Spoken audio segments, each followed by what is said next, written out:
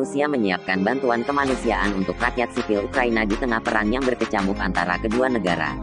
Kepala Pusat Manajemen Pertahanan Nasional Rusia, Kolonel Jenderal Mikhail Mizintsev mengatakan lebih dari 10.500 ton bantuan kemanusiaan telah disiapkan untuk Ukraina. Konvoi pertama menunggu untuk diberangkatkan ke Ukraina.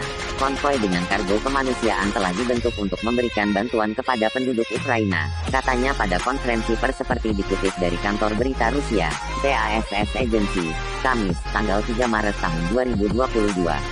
Ini adalah makanan, bahan bangunan dan kebutuhan dasar. Pemerintah federal bersama wilayah Rusia telah menyiapkan lebih dari 10.500 ton kargo kemanusiaan, ujarnya. Pekerjaan di bidang ini sangat intensif. Menurut Mizintsev, konvoi bantuan kemanusiaan dari Crimea telah mencapai pusat-pusat populasi di Ukraina Selatan. Wilayah lain yang mengumpulkan konvoi kemanusiaan termasuk Belgorod, Bryansk, Voronezh, Kursk dan Rostov.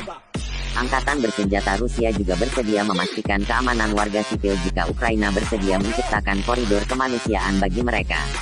Segera setelah kami menerima informasi dari pusat populasi manapun bahwa pihak berwenang Ukraina siap untuk membuat koridor kemanusiaan dan memastikan jalan keluar tanpa hambatan bagi penduduk sipil, kami akan memberikan jaminan keamanan 100% untuk keluar baik ke Rusia maupun ke negara lain bagi kelompok orang atau warga negara manapun. Bantuan kemanusiaan dikirimkan di tengah perang Rusia-Ukraina yang masih memanas. Pada Kamis, Rusia mengklaim telah menguasai pusat pelabuhan Ukraina, Kherson. Kamis, tanggal 3 Maret tahun 2022. Kementerian Pertahanan Rusia mengatakan telah menguasai Kherson pada Rabu.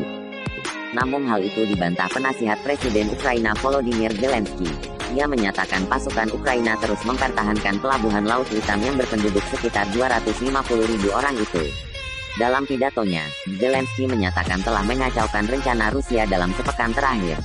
Rencana ini telah memakan waktu bertahun-tahun untuk ditulis mereka, Rusia, kejam, dengan kebencian terhadap negara kami, terhadap rakyat kami, ujarnya dikutip dari Reuters, Kamis, tanggal 3 Maret tahun 2022. Perebutan ibu kota provinsi selatan yang strategis akan menjadi pusat kota signifikan pertama yang jatuh ke tangan Rusia sejak invasi pada tanggal 24 Februari tahun 2022. Pasukan Rusia belum berhasil menguasai Kiev, ibu kota Ukraina. Ribuan orang telah tewas maupun terluka akibat perang Rusia-Ukraina ini.